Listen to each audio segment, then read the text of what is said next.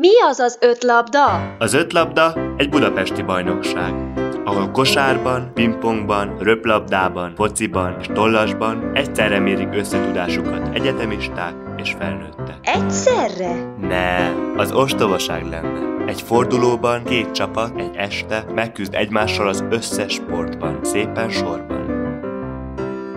És ki nyer? Hát mindenki.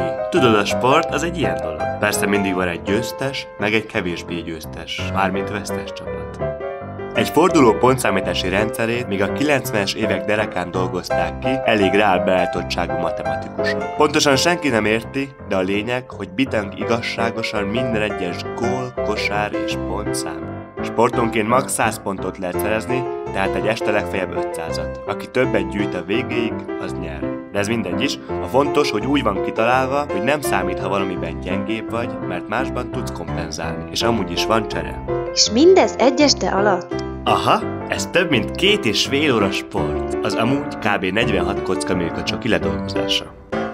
És amúgy ez a videó miért készült? Ez egy reklám. Egyrészt, hogy népszerűsítse az ötlabdát, másrészt, hogy elmondja, ingyen kipróbálhatja bárki, aki belájkolja az oldalunkat, és megosztja a linket az üzenőfalán. Ingyen? Bezony! És amúgy tényleg egy tanyán van ez az egész? Vagy ez most mi? Nem, ez csak egy kis költségvetésű reklám. A helyszín a Beac sporttelepe, de magáról a bajnokságról és az ingyenes kipróbálási lehetőségről minden részletet és információt megtalálsz Facebook oldalunkon, honlapunkon.